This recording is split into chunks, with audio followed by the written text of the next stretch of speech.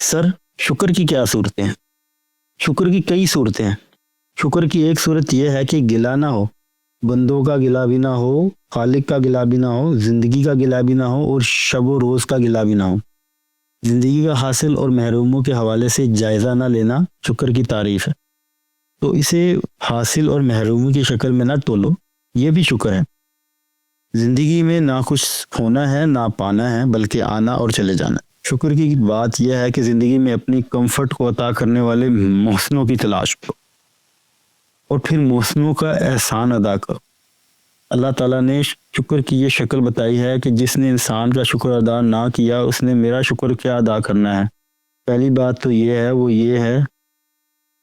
بات جو ہے کہ اپنے ماں باپ کا شکر ادا کرو، یعنی فرسٹ اینڈ فور موسٹ بات یہ ہے کہ جب ان کا شکر ادا کر لیا تو پھر اپنے محسنوں کا شکر ادا کرو، پھر اپنے ان اقوا کا شکر ادا کرو جو آج تک مفلوج نہیں ہوئے۔ اپنے ہاتھ کا شکر ادا کرو کہ تیری مہربانی کہ تو ابھی تک چلتا رہا ہے۔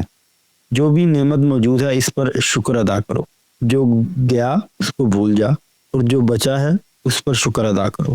شکر تکالیف میں گنگناتا ہے، اس لیے شکر والا تکلیف کا اعلان نہ کرے تو یہ شکر کی انتہائی شکل ہے۔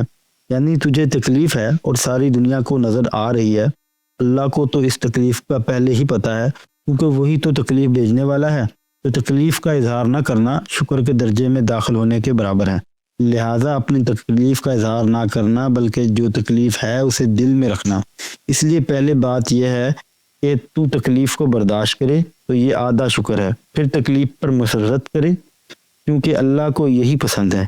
یہ چٹھی خود اس نے لکھی ہے، اسی زمانے میں اس نے راحت کی چٹھی لکھی تھی جو تمہیں بڑی پسند آئی، اب یہ تکلیف والی چٹھی اس کی لکھی ہوئی ہے، تو یہ جو چٹھی آ گئی ہے اس کو بھی پسند کر، وہ بھی قبول کر، اس میں گھبرانے والی کوئی بات نہیں ہے۔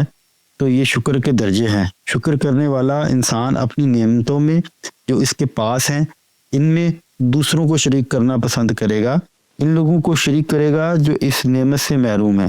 تو شکر کی نصیحت تعریف کیا ہے؟ اپنی آسائشوں میں، اپنے پاس حاصل ہونے والی نعمتوں میں ان لوگوں کا شریک کرنا جس کے پاس یہ آسائشیں اور یہ نعمتیں موجود نہیں۔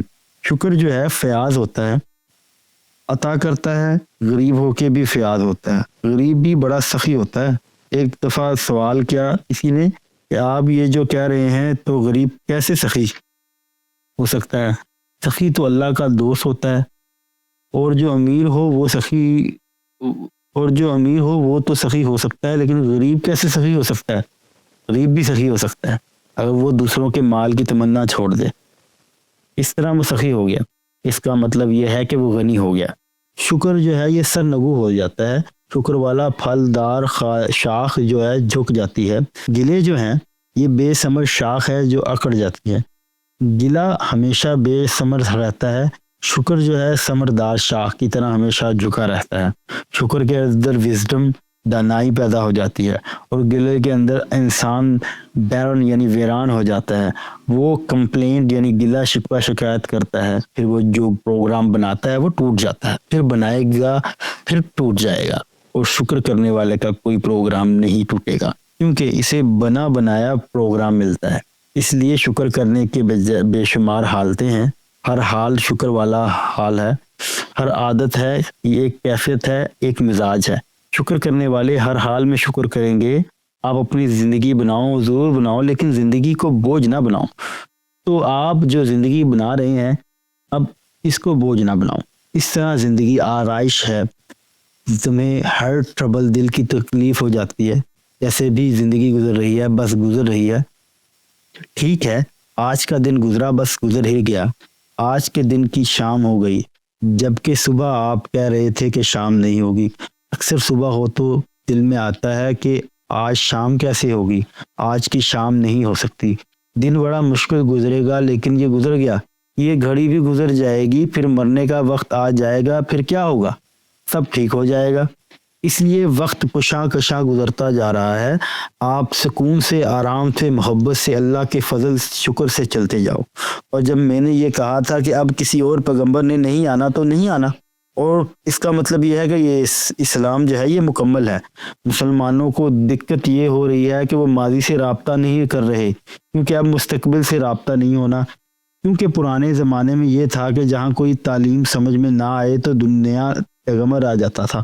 نیا پیغمبر اب نہیں آئے گا. اب آپ کا اولیاء اکرام سے رابطہ ہوگا اور اب ان کی تعلیم سے اپنا فیض حاصل کرو.